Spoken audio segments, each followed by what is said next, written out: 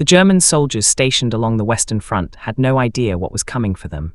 Rumors had begun spreading quietly, stories whispered by shaken survivors about a single American Sherman tank that moved like a predator across the battlefield. Some said it struck with the force of 10 machines. Some insisted it never missed. Others swore it had a soul of its own, that it hunted them. What none of them knew was that the tank was real, its commander was relentless, and the legend was just beginning. As dawn rose over the scarred French countryside, the ground trembling faintly beneath distant engine growls, a new fear began to take root. The fear of the Sherman called in the mood, led by the unstoppable Sergeant Lafayette G. Poole. Poole sat confidently in his position inside the turret, eyes fixed on the faint horizon line beyond the hedgerows.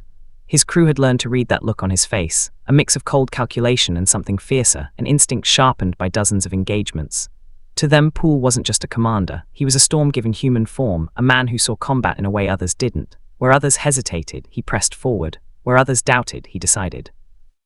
In the cramped steel belly of In the Mood, where every vibration hummed through their bones, his crew trusted him with their lives. The morning air smelled of dust and old gunpowder as the tank rolled forward, treads crushing the soft earth beneath. Poole's gunner, Staff Sergeant Willis, checked the 76mm cannon for the third time, hands steady despite the tension. Beside him, the loader Del Tex Boggs breathed slowly, his mouth forming silent curses each time he imagined what the day might bring. The driver, Phelps, gripped the controls as though they were part of his own body, while the bow gunner, Lopez, listened for movement outside in a way only veterans could. They all knew one thing: wherever Poole took them, destruction followed. The first German patrol spotted that familiar silhouette and froze. For a moment, disbelief paralyzed them. A lone Sherman moving fast, rolling straight at them without hesitation. It made no sense. No American tank should be advancing without support, not through this terrain. Yet here it was, and then the first shell fired. The blast tore through the patrol's armored car like it was made of glass, sending shards and flames spiraling into the air. Panic erupted instantly. German soldiers scrambled for cover, shouting orders that dissolved into chaos. But Poole wasn't slowing down. His voice rang out inside In the Mood, sharp and timed to the second. Willis swung the cannon with mechanical precision, firing another round that ripped into a machine gun nest hidden between two thick hedgerows. The explosion lit up the greenery, sending bodies and debris flying. Poole didn't blink. Phelps accelerated. The tank surged forward like a charging bull. Lopez opened fire with the .30 caliber bow gun, spraying bursts that forced German infantry to flatten themselves into the mud. Tex worked the loader's lever with practiced speed, sweat streaking down his temples as he slammed another shell into the cannons waiting more. The interior of the Sherman became a furnace, bright flashes, the heavy slam of recoil, the vibrations shaking their teeth. But to them it was a rhythm, a deadly heartbeat they had mastered. German reinforcements attempted to regroup, but Poole read them long before they moved. He'd studied the way enemy troops reacted under pressure. He knew how they flinched, split formation, tried to flank. He anticipated their decisions with uncanny accuracy. As soon as they repositioned, Poole gave the order. Willis fired again. Another explosion. More smoke, more screams. Within minutes, what was supposed to be a routine German patrol route became a graveyard of burning metal and shattered bodies. And the Sherman kept rolling. But Poole's true brilliance wasn't just his aggression, it was his timing. He never lingered longer than necessary. He struck fast, ripped apart the enemy's ability to respond, and moved before they could counterattack. Even as German artillery scrambled to triangulate his location, In the Mood had already slipped deeper into the countryside. The battlefield behind them was still burning when Poole ordered a sharp turn. The crew understood without words. Poole had detected something. Another enemy position, another opening, another chance to strike before the Germans knew he was there. He spotted them first, a camouflaged anti-tank gun near a cluster of old farm buildings. It was set up well, tucked behind debris with a clear firing lane toward the road. A perfect trap if the target had been anyone else. Poole didn't give them the chance to fire. "Load AP," he shouted. Tex rammed in the armor-piercing round, the smooth motion showing just how many times he had done this under fire. Willis steadied the cannon, breathing out slowly. The single shot shattered the anti-tank gun, sending its crew scrambling for their lives. Lopez was already tracking them, firing bursts that cut down two before they made it 10 yards. Phelps maneuvered the tank to keep the remaining Germans from escaping, and within seconds the entire position collapsed. Word of this encounter spread quickly through nearby German units. Reports came in frantic waves. A Sherman traveling faster than normal, hitting targets with impossible accuracy, moving unpredictably through terrain where Allied armor should never have been. Commanders dismissed some of it as exaggeration. Soldiers panicked by a single aggressive tank crew. But the pattern continued. Another patrol wiped out. Another anti-tank gun destroyed. Another supply truck obliterated before it could even change direction. Every time they thought they had the tank cornered, it appeared somewhere else, smashing through their lines, leaving destruction behind. Poole wasn't reckless, he was methodical. He studied maps obsessively, memorizing German movement patterns, supply routes, likely ambush points. His knowledge made In the Mood feel less like a mere machine and more like a living weapon. As the hours passed, the smell of cordite and burned fuel hung heavily inside the Sherman. The crew was exhausted, muscles trembling from the continuous firing and the cramped metal space that amplified every sound, yet none of them said a word about stopping. The momentum was too strong, the victories were too many to count, and the confidence Poole radiated kept them pushing forward. Near sunset, they encountered a larger German force, armored carriers backed by infantry and supported by a distant Panzer IV. The enemy finally thought they had enough strength to eliminate the American nightmare, but Poole saw the formation instantly, understanding their spacing and weakness within a glance. He ordered Phelps to angle left, taking them out of the Panzer's direct sightline. Willis prepared high-velocity rounds. Tex wiped sweat from his brow and loaded without hesitation. Lopez braced himself, sensing the intensity about to erupt. The first shot hit the lead carrier, flipping it onto its side. The second ripped through an infantry cluster seeking cover behind old stone walls. Germans scattered, shouting for armored support, gesturing wildly for the Panzer to reposition. But Poole was already anticipating these movements. He pressed the attack, moving In the Mood faster than any Sherman had the right to travel across uneven farmland. The Panzer fired, the shell missing by a hair and throwing dirt over the tank. Inside, the crew barely flinched. Poole called out coordinates. Willis adjusted and fired. The Sherman's round slammed into the Panzer's frontal armor, forcing it to pivot desperately. The second round struck true. Flames burst from the enemy tank as its turret jammed, and its crew attempted a hopeless escape. The German infantry's morale shattered instantly. Some fled into the trees. Others dropped their weapons and tried to hide, but Poole pressed only as far as he needed to secure the field. He didn't chase needlessly. He didn't overextend. He moved with purpose, ensuring that when the smoke settled, the Americans controlled the ground. By the time darkness settled, In the Mood had destroyed more targets in one day than some units managed in weeks. The crew finally halted in a secluded tree line, the engine ticking softly as it cooled. They were exhausted, drenched in sweat, reeking of smoke and metal, yet none of them spoke first. They sat there, listening to the distant echoes of retreating German units, knowing the legend of this single Sherman was already spreading like wildfire. Tonight, German commanders would be forced to admit the truth. Something unstoppable was moving through their defenses. Something ruthless, something precise. Sergeant Poole wiped grime from his face, looking out into the night with a familiar, fierce determination. Tomorrow, he thought, they would advance again. Night settled heavily across the French countryside, the sky a deep and silent black broken only by distant flashes of artillery far from Poole's position. In the Mood sat hidden beneath a cluster of thick trees, the tall branches masking its silhouette from prying eyes. The crew tried to rest, but true rest was impossible with adrenaline still whispering through their veins. The earth smelled of smoke, the air carried a metallic tang, and each man knew the Germans were reorganizing somewhere out there, gathering strength for whatever they hoped might stop the unstoppable Sherman. Yet in the darkness, as insects chattered and far-off engines hummed, Sergeant Poole sat awake, staring into the shadows with a mind that refused to slow. Victory only meant the next fight was coming. He studied the small map spread across his thigh, tracing lines with a gloved finger. He memorized the positions of German supply depots, troop routes, fallback areas, and choke points that intelligence scouts had reported. Poole had a gift. He could see the battlefield before it existed. He could imagine where the enemy would run, where they would resist, and where fear would drive them. The crew trusted him because he never guessed. He always knew. And tomorrow he intended to strike deeper than ever before. As the first hints of dawn began staining the horizon, he gave a quiet order to prepare the tank. The crew rose instantly, rubbing sleep from their eyes but not complaining. They checked the treads, inspected the cannon-loaded ammunition with muscle memory. Even exhausted, they moved like a well-tuned machine. As the engine growled to life, its vibration rolled through the ground, stirring birds from nearby branches. The tank lurched forward, moving through the underbrush and then emerging into an open stretch of farmland. Morning fog hung low over the fields, creating an eerie white blanket that concealed everything beyond a few dozen meters. It was dangerous terrain, perfect for ambushes, but Poole wasn't intimidated. Fog dulled the enemy's vision, and that was an advantage he intended to exploit. The tank pressed forward into the milky haze, its steel body cutting through the mist like a dark creature, gliding silently across the earth. The first signs of movement appeared faintly, a flicker of shadows ahead near a cluster of abandoned carts. Lopez leaned forward, squinting, while Poole raised his binoculars and studied the shape. Then he saw them, German infantry crouched low, barely visible through the fog, setting up panzer-forced ambush positions. It was a deadly tactic that had taken out many Shermans before, but these soldiers had made a crucial mistake. They assumed the fog would hide them. Poole had trained himself to read movement, not shape. Even a slight shift in weight, a silhouette too still, a glint of metal, he caught all of it. Without hesitation, he gave the order.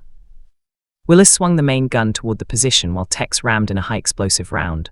The blast tore through the fog, turning the quiet morning into sudden chaos. German soldiers were thrown backward, their ambush destroyed before any could aim a shot, but Poole knew there would be more. Fog was rarely used for a single trap. It was an ideal environment for layered defenses. He ordered Phelps to angle slightly left, avoiding the natural killing lanes where infantry were likely positioned. As they advanced cautiously, the fog began thinning just enough to reveal shapes moving along the fields. Maury Germans, dozens. They were rushing toward a small village just ahead, likely the next defensive stronghold. Poole realized the Germans wanted to reinforce before he reached it. He wasn't going to let that happen. Full speed, he commanded, and Phelps reacted instantly. The mood roared forward, kicking up dirt behind it, closing distance faster than the Germans expected. Some turned in shock, scrambling to raise rifles or panzerfausts, but Lopez's bow gun shredded the front lines while Willis fired the cannon into tight formations, the concussive blasts ripping through bodies and shattering morale. The Germans fled, stumbling over each other as the Sherman thundered past them and pushed straight toward the village. The fog parted like a curtain as the mood reached the outskirts. Poole scanned the narrow streets, stone houses, burning carts, barricades made from overturned tables and sandbags. The Germans had fortified the village hastily but enough to slow most tanks. Not this one. Poole pointed to a narrow alley cutting behind a row of houses. It was risky, barely wide enough for the tank, but he calculated that German anti-tank guns were likely positioned toward the main road.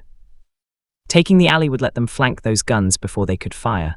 Phelps guided the tank carefully, inches scraping against stone walls as sparks flew. The crew held their breath as the treads groaned. For a moment, they feared the tank would wedge itself between the buildings, trapped like prey. But Phelps pushed forward, and with a shudder, the mood emerged into a courtyard behind an enemy position. Poole's instincts had been perfect. A German 75 anti-tank gun sat directly ahead, its crew facing the wrong direction, waiting for the Sherman to appear on the main street. They never saw Poole coming. Willis fired point blank. The explosion obliterated the gun and its crew in a burst of fire and splintered metal.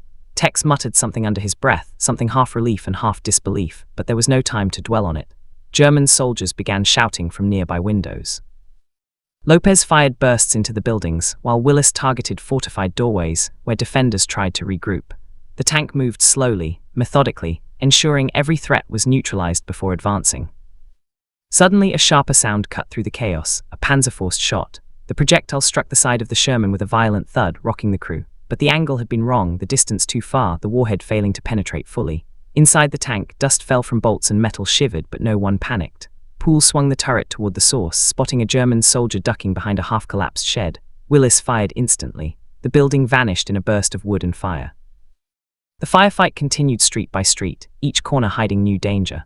The Germans fought fiercely, desperate to halt the tank tearing through their defenses. But Poole remained calm, issuing commands with precision, targeting threats with an almost supernatural ability to predict their movements. After nearly an hour of relentless combat, the village finally fell silent. Smoke drifted lazily from broken rooftops, and the only sounds were distant echoes of retreating Germans. The mood had taken the village, alone. But the victory wasn't the end. As the tank moved toward the far exit, Poole noticed something unusual. An overturned German half-track lay beside a ditch but not burned or damaged. It looked abandoned deliberately. That made Poole suspicious. He ordered the tank to stop. He stared at the vehicle carefully, eyes narrowing. Then he saw it, a thin wire stretched across the road, nearly invisible, leading from the half-track to a set of crates hidden in tall grass. A makeshift explosive trap. If the mood had continued forward, the blast could have crippled the tank. Poole didn't hesitate. He ordered Willis to fire on the crates. The explosion that followed shook the ground. German engineers had packed the area with enough explosives to obliterate any armored vehicle. The crew stared at the flames, realizing how close they had come. Tex exhaled slowly, wiping sweat from his brow. Lopez shook his head in disbelief. Phelps whispered a quiet thanks, but Poole simply stared ahead, his jaw tight. He expected traps like this. He survived because he anticipated them. Once the danger settled, Poole led the tank out of the village and deeper into German-held territory. As they moved through open fields again, the distant rumble of engines reached them, multiple vehicles, heavy, organized. Poole raised his binoculars. What he saw made even him pause. A German armored column was advancing, half-tracks, trucks, motorcycles, and at least one armored vehicle at the rear. They were heading toward the very village Poole had just taken, likely unaware it had fallen. This was an opportunity Poole could not ignore. He positioned in the mood behind a long embankment that overlooked the road. From this vantage point, he had a clear angle and partial cover. As the German column rolled closer, unaware of the danger, Poole waited. The crew held their breath. Engines hummed loudly. German soldiers chatted casually. They were relaxed, complacent. And then Poole gave the command. The first shell hit the lead half-track, flipping it violently and blocking the road. German officers shouted orders as panic spread. A second shell ripped through a fuel truck, exploding into a fireball that engulfed nearby soldiers. Lopez opened up with machine gun fire, cutting down infantry scrambling for cover. The column collapsed into chaos. Vehicles collided, soldiers tripped over each other, and the entire formation became a perfect kill zone. Willis fired again and again, targeting clustered troops, armored cars attempting to reverse, and officers trying to restore order. Tex's muscles burned as he loaded non-stop, sweat dripping into his eyes. Phelps kept the tank angled for maximum protection while still allowing the cannon. The ambush lasted only minutes, but when it ended, the road was choked with burning German vehicles, bodies scattered everywhere, smoke rising into the sky like a dark signal of defeat. Poole scanned the destruction, satisfied that the threat was eliminated. His tank had once again done the work of an entire armored platoon. As In the Mood rolled away, leaving devastation behind, one thing became clear to every German unit within miles. The legend wasn't exaggeration, it was real, and it was coming for them. The smoke lingering from the destroyed German convoy drifted slowly across the open fields as In the Mood continued its advance. The morning sun glinted off the tank's battle-scarred hull. Each dent and scorch mark a testament to the brutal path it had carved through enemy lines. Inside the cramped steel giant, the crew felt the familiar exhaustion creeping in, but the adrenaline of victory still pulsed hot in their blood. They all knew the same truth: Poole wasn't finished, not even close. The Germans were scrambling to react, and Poole was determined to stay one step ahead of them. As they rolled deeper into enemy-held territory, the open fields gave way to thick patches of forest where visibility shrank and every shadow seemed to breathe. The terrain was dangerous, the kind that swallowed tanks whole if they strayed too far from the narrow dirt paths. Poole watched everything through his periscope, attuned to the subtle cues of danger: the way birds scattered abruptly, the unnatural stillness between the trees, the faint glimmer of metal hidden beneath brush. He had learned long ago that the forest was an enemy of its own kind, and the Germans loved using it for ambushes. Phelps drove the tank cautiously, treads crunching through fallen branches. Lopez scanned the woods with the bow gun ready while Tex sat poised to load whatever round Poole demanded. For several minutes, only the rumble of the engine and the distant echo of artillery disturbed the silence. Then the forest gave its first warning. Willis tensed. He heard it too, a faint, metallic click echoing unnaturally through the trees. Poole reacted instantly. "Stop," he barked. Phelps slammed the controls and the tank halted. The click came again. Poole's eyes sharpened. It wasn't German footsteps or gun bolts, it was something else, something set. A trap. He scanned ahead, noticing disturbed soil near the edge of the path, small, deliberate mounds spaced perfectly. Anti-tank mines. The Germans had mined the entire road. But Poole had seen enough battlefields to know that mines alone never came unaccompanied. If they intended to halt a tank here, then somewhere in the shadows ahead, there were anti-tank guns waiting for the explosion, ready to finish the job. Poole ordered the tank to reverse slowly. Even that was dangerous. A single misstep could detonate a mine and tear the Sherman apart. Phelps handled the controls with near-supernatural precision, inching backward centimeter by centimeter. Sweat trickled down his temples, but his hands remained steady. Then it happened, a flutter of movement in the brush to their right, too quick to be anything natural. Lopez saw it first and swung the machine gun toward the motion. Before he could fire, a German soldier burst out of the foliage, aiming a Panzerforce straight at the Sherman. Poole shouted, Willis fired, and the explosion from the Sherman's shell consumed the entire section of forest. Trees splintered, the German soldier vanished in flames, and fire spread across dry leaves. The air filled with burning pine and acrid smoke. But the shot triggered a chain reaction. The Germans had been waiting. Hidden guns fired from deeper inside the forest, their shells slicing through the air.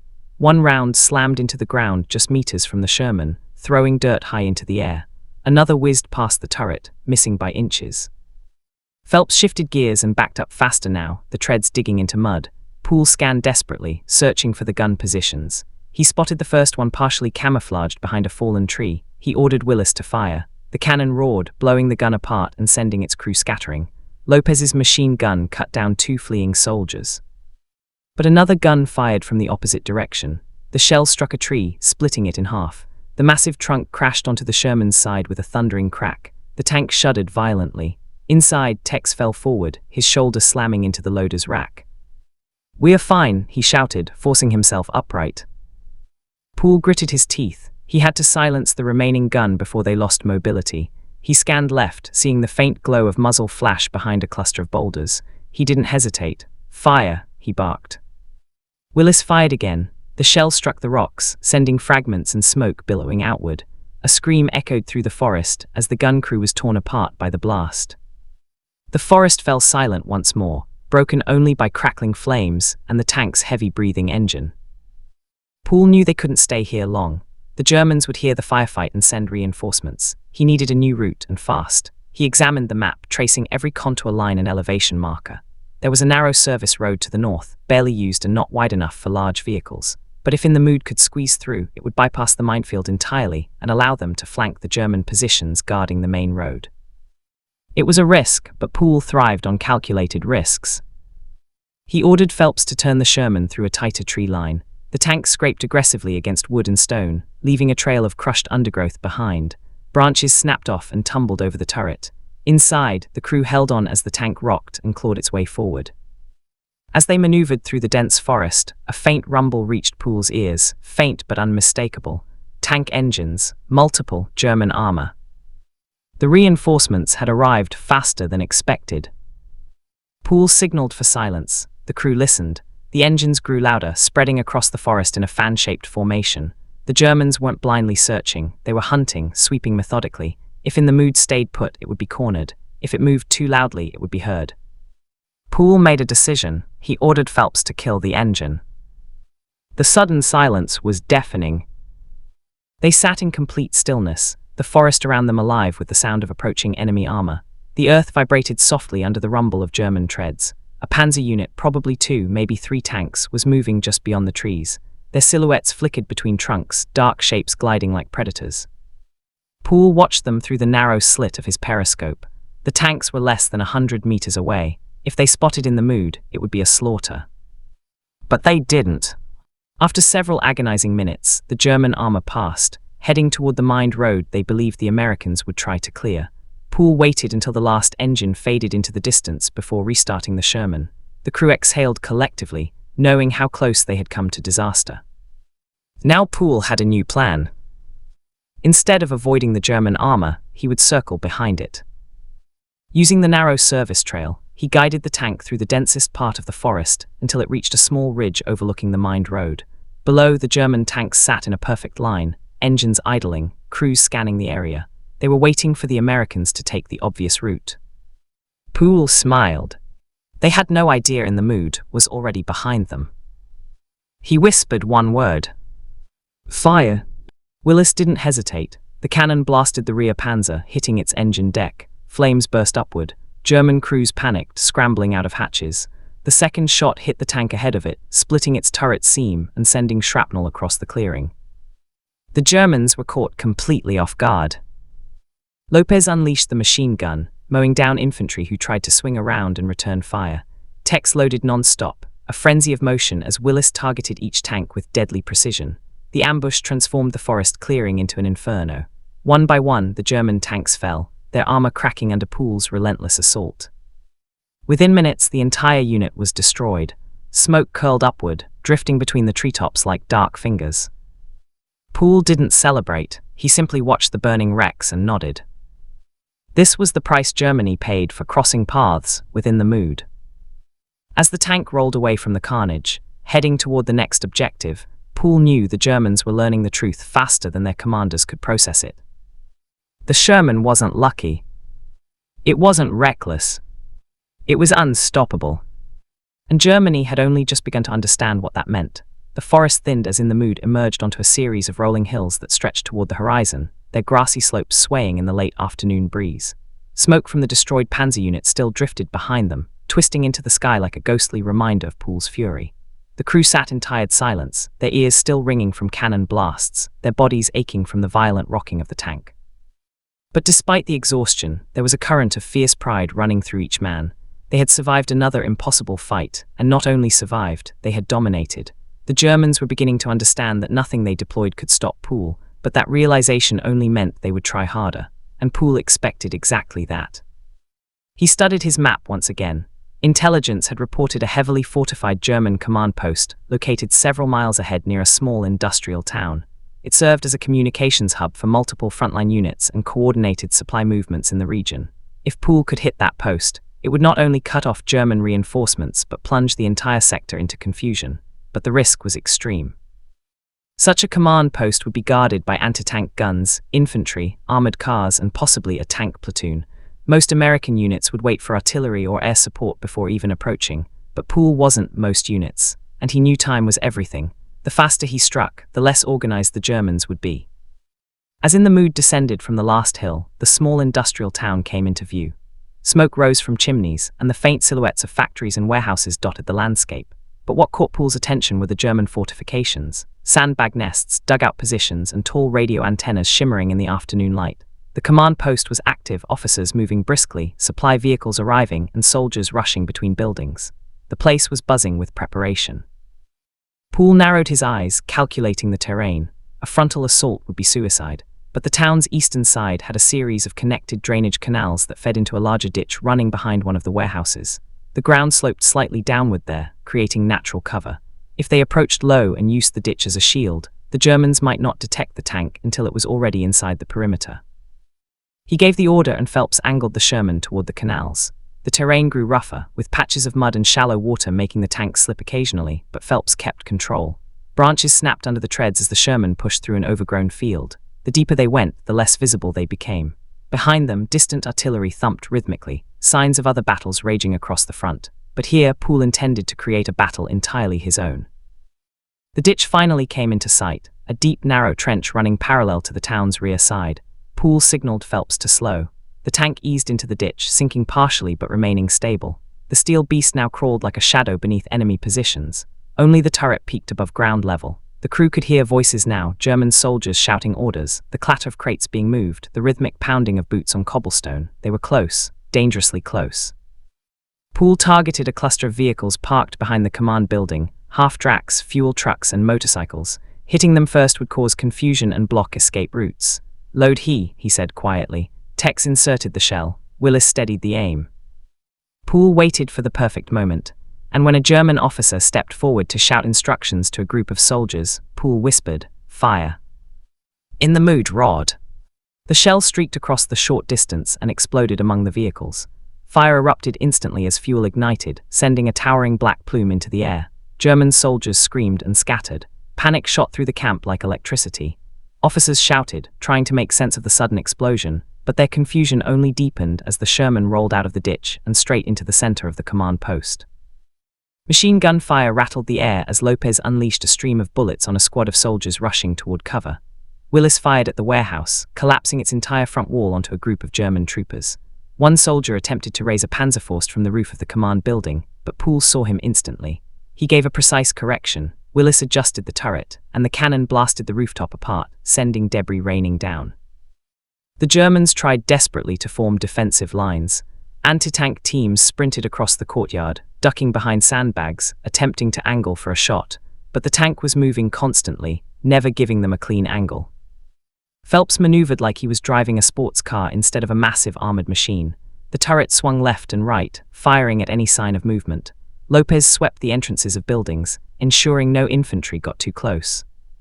A German armored car screeched around a corner, its turret already turning to fire, but Poole anticipated the move before it happened. "Hit it," he said calmly. Willis fired. The shell punched through the thin armor, the vehicle erupting in flames as its crew spilled out, rolling on the ground, screaming. Everywhere the Germans tried to establish order, Poole shattered it. A group of officers attempted to escape in a staff car, speeding toward a side street. Lopez caught them in the machine gun's sights and ripped through the vehicle's tires, sending it crashing into a stone wall. Soldiers leaped out, some firing pistols in desperation, but they were cut down instantly. Tex was sweating, muscles burning as he loaded shell after shell. The heat inside the tank intensified with each explosion outside. Dust rained from bolts. The metal walls vibrated constantly, but the crew was in perfect sync, moving with the precision of a single organism. Yet the Germans were not done. Poole noticed something, a group of soldiers rushing toward an artillery position behind the factory. They were preparing to swing a small field gun toward the Sherman. It wouldn't penetrate the tank's armor from the front, but Poole knew the Germans weren't aiming at the front. They were positioning to hit the tracks. Immobilizing in the mood would trap it in the middle of the command post, turning the tank into a steel coffin. Poole issued the command immediately. Phelps, flank right. Willis, watch for the gun crew. The Sherman surged forward, smashing through a wooden barricade and plowing into a stack of crates. Soldiers scattered. Dust and smoke clouded the air. Willis locked onto the field gun just as the crew swung it into position. Tex shoved in another shell. Willis fired, and the gun vanished in a burst of fire and mangled limbs. But Poole wasn't satisfied. He aimed next at the command building itself, a reinforced structure with thick stone walls and a tall antenna rising above it. Inside was the nerve center of German communications for the entire region. Destroying it would cripple their ability to coordinate. Poole nodded to Willis. The cannon fired. The shell smashed into the building's upper floors, blowing out windows and sending officers scrambling inside. A second shot struck the base of the antenna, snapping it in half. Sparks flew as it collapsed, crashing down across vehicles and debris. German radio operators bolted from the ruins, fleeing into the streets as Poole's tank rolled forward, crushing remnants of the fallen tower beneath its treads. With their command post destroyed, vehicles burning, artillery silenced, and infantry scattered, the Germans began to retreat in full panic. Some dropped their weapons, sprinting between buildings. Others tried to hold positions but were overwhelmed by the relentless onslaught. And yet, even as the enemy fled, Poole knew one threat remained. A deep, heavy rumble echoed across the town. Poole turned toward the sound. From the far end of the industrial street, emerging through a cloud of smoke, came a German tank, a Panzer IV, its turret already turning, its engine growling like a beast awakened. The duel was inevitable. Phelps angled the Sherman, giving Willis a better line of fire. The Panzer fired first. Its shell screamed through the air and struck the ground mere feet from the Sherman, exploding in a shower of dirt and shattered pavement. The force shook the tank violently, momentarily blinding the crew with dust. Willis steadied the turret. In the mood, fired. The shell struck the Panzer's frontal armor, denting it but not penetrating. German tanks were built tough, and a frontal shot at that distance wasn't enough. The Panzer responded immediately with another round. This one hit closer, slamming into the Sherman's turret ring. Sparks burst across the periscope view. The tank shook violently. Poole knew they had seconds. He ordered Phelps to move, fast, unpredictable, zigzagging across the street. The Sherman dodged another incoming shell, the shot smashing into a stone wall and reducing it to rubble. Poole waited for the Panzer to expose its side. It happened as the German commander, desperate for a hit, turned his turret too far to track the moving Sherman. Poole whispered, "Now." Willis fired. The shell pierced the Panzer's side armor. Flames burst from inside the tank as ammunition cooked off. The turret blasted upward in a fiery explosion, landing several meters away with a metallic crash. The battle was over. Silence swallowed the ruins, broken only by crackling fires and the distant retreat of German boots. Poole surveyed the destruction around him, vehicles burning, buildings leveled, communications destroyed. The command post, once the proud nerve center of the region, was now a graveyard. And in the mood rolled out of the town, victorious once again, leaving behind a trail of smoke and shattered German morale. The battlefield had changed, but not the danger. As dawn crept over the ridgelines of France, SGT, Lafayette Poole stood beside his Sherman in the mood, feeling the weight of exhaustion hidden beneath his rigid focus. For 80 days he and his crew had torn through German defenses with a speed and fury no one had predicted, yet today something in the air felt different. The wind carried an eerie stillness, the kind that arrives before a storm big enough to bury an army. Poole looked at the horizon, where the smoke of distant artillery drifted like black banners waving above a broken empire. He knew Germany was preparing something vicious, something desperate, but he also knew his crew was ready. They always were. The engine behind him growled to life, as if sensing the tension, and in the mood seemed almost impatient to charge back into hell. The hook that pulled the viewer into this moment was the sight of a German convoy, ambushed on a narrow woodland road just hours earlier. Flames still licked the trunks of shattered trees. Among the fires sat the smoldering corpse of a Panther tank, its turret blown clean off, one more mark in Poole's unbelievable tally of destroyed machines. The Germans had begun calling him the Ghost, believing no ordinary man could appear, strike with surgical precision, and vanish before their reinforcements arrived. Rumors even spread that he commanded multiple tanks, attacking from different directions at once. The truth was simpler. Poole and his crew had become a single living organism, eyes, hands, nerves, steel and fury fused into one unstoppable force. But the Germans didn't know that. Fear made them imagine monsters walking the fields of France. In a way, Poole supposed maybe they were right. That morning, reconnaissance reported a German armored column retreating toward the Siegfried Line, a line of fortifications guarding the heart of Germany. Command wanted the enemy caught before they disappeared into the concrete dragon's teeth and bunkers that would cost thousands of lives to breach. Poole listened to the orders, but his mind sharpened only on the part that mattered: intercept and destroy. As he climbed into the commander's hatch, he glanced down at his crew. Loader Wilbert Baby Richards chewed a piece of gum like he was trying to crush granite between his molars. Gunner Willis Oller sat completely still, his eyes half closed, mentally aligning his sights with targets that didn't yet exist. Driver Del Boggs tapped the throttle rhythmically, easing the tank forward a few inches then stopping, like a horse pouring the dirt before a race. These men had become legends with him, not because they wanted glory, but because none of them knew how to turn away from a fight. By mid-morning, In the Mood thundered across open fields as ravens scattered from the grass. Smoke from artillery rolled over the countryside in thick grey waves. The crew felt the tremors of distant explosions as American units engaged the German rear guard. Suddenly, the radio crackled with a frantic report. A German counterattack was forming on the left flank, threatening to crush a group of pinned infantry. Poole didn't hesitate. He ordered a hard turn, and the Sherman jerked violently as Boggs kicked the treads into a slide, tearing mud from the ground. The air inside the tank trembled with the roar of the engine. Poole's knuckles whitened around the rim of the hatch as he braced himself for whatever waited beyond the smoke. They burst through a veil of dust and saw them immediately. 4 German half-tracks racing across a ridge, soldiers firing down at exhausted American infantry scrambling for cover. Behind the ridge, Poole spotted something far more dangerous, a Jagdpanzer IV, low-slung and deadly, perfectly positioned to wipe the Americans out. Poole didn't wait for the gunner's call. He shouted the order, and Oller swung the turret with terrifying speed.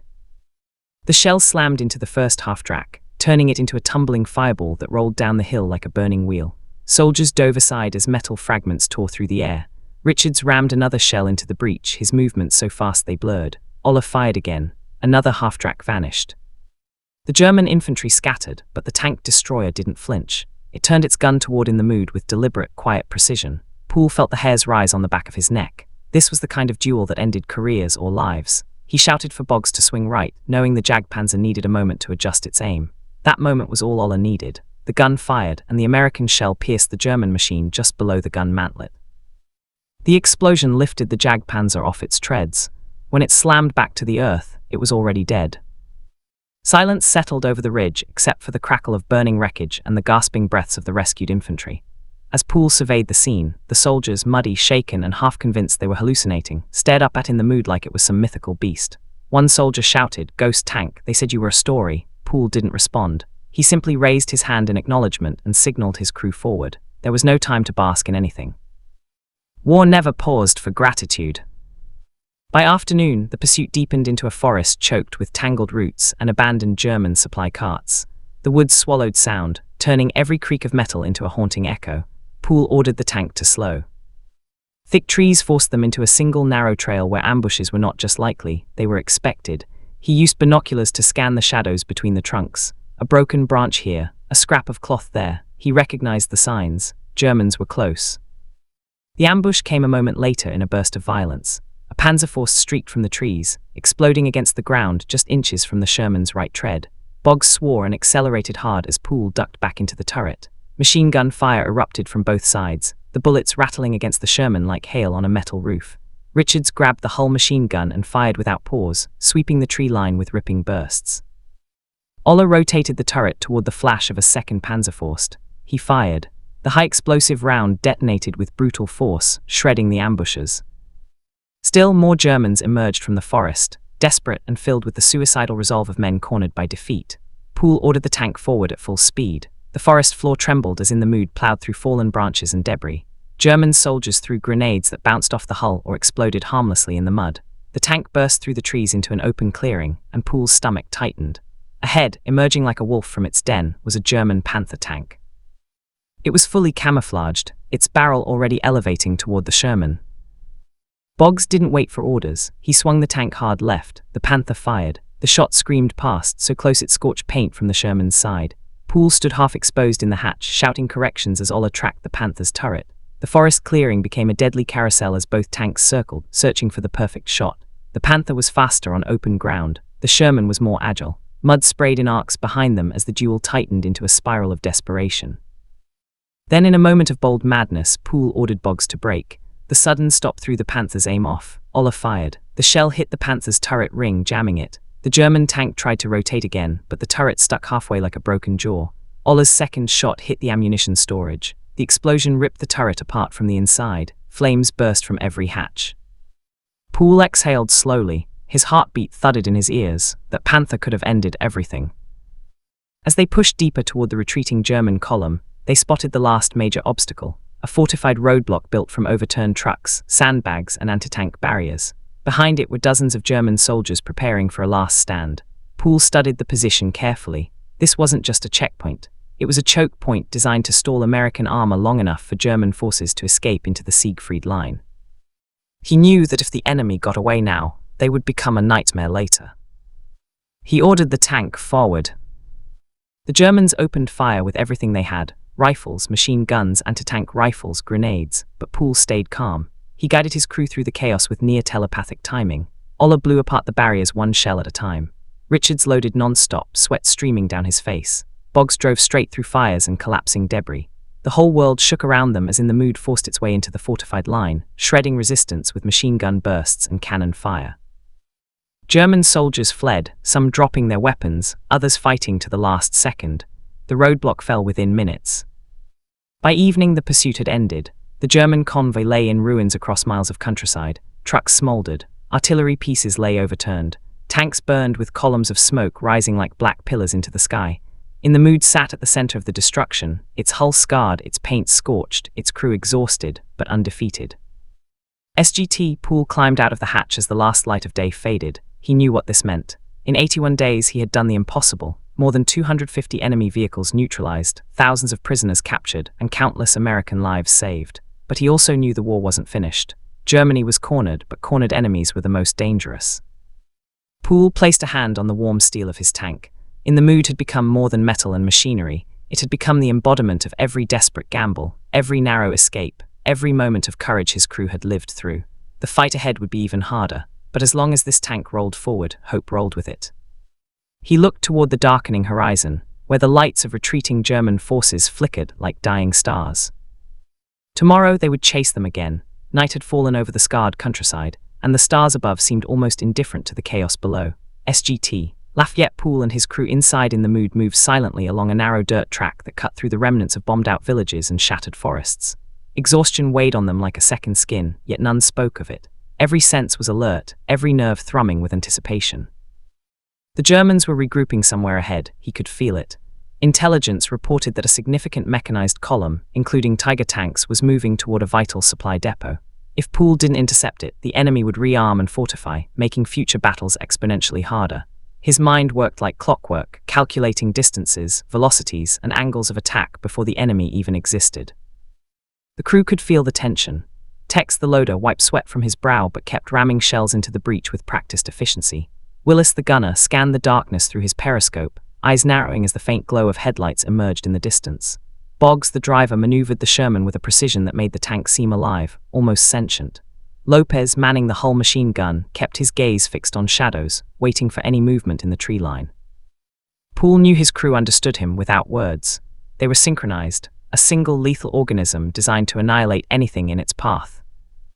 The first sign of the enemy was subtle, a faint rumble beneath the earth like the growl of a predator. The headlights of half-tracks glimmered between the trees, faint silhouettes moving through mist and darkness. Poole adjusted his binoculars. It was a full mechanized battalion, German soldiers pushing toward the supply depot with armored support. He estimated their speed, predicted their route, and calculated the perfect ambush point. The clearing ahead, flanked by high ridges and dotted with abandoned farmhouses, was ideal. The terrain would force the Germans to funnel, making them vulnerable. Poole gave the command with surgical precision. Boggs, take the Sherman to the left ridge. Ola, aim at the lead vehicles. Richards, get ready to rip anything that moves across the road. Lopez, cover our flank. The crew moved like clockwork. The tank climbed the ridge, heavy treads churning up dirt and stone. From above, the valley stretched below, a perfect kill zone. The first shot was Willis's. The shell tore through the lead half-track, flipping it violently and sending soldiers sprawling in every direction. The explosion lit up the night like daylight. Panic spread immediately among the convoy. The Shermans behind the lead vehicle tried to maneuver, but the narrow valley offered no space to turn. Poole's heart pounded, not from fear but from exhilaration. Every calculation, every anticipation was about to pay off. Lopez's machine gun rattled to life. The spray of bullets cut down infantry attempting to flee the wreckage. Sparks danced as bullets ricocheted off metal. Techs loaded shell after shell, each thud and click blending into the symphony of war inside the Sherman. Boggs steered the tank with measured fury, ensuring the angle of fire allowed Oller to strike without obstruction. Every movement was precise, rehearsed, yet alive with the chaos of combat. Then came the Tigers. Massive, almost mythical in their presence, the German tanks rumbled into view, their cannons sweeping the valley. The lead Tiger fired, the shell missing by mere inches but sending dirt and debris crashing against the Sherman's side. Poole's eyes narrowed. These were no ordinary obstacles, they were the monsters of German armor. But in the mood had faced death and turned it into survival more times than he could count. He shouted orders with calm authority. Zigzag, keep moving, target the lead Tiger, watch the flanks. The Sherman danced between trees and ditches, a steel phantom weaving through shadows. Willis adjusted the turret, aiming for the thinner armor at the rear of the Tiger. The shell struck true, exploding violently, sending flames and metal cascading across the valley floor. Soldiers screamed, scrambling to abandon their vehicles. One Tiger tried to retreat, but Richard's rapid loading and Oller's steady aim ensured no escape. The valley erupted into a cacophony of fire, smoke, and metal. Half-tracks burned, Tigers toppled, infantry scattered in chaos. Poole's crew worked as one entity, every command executed with lethal precision.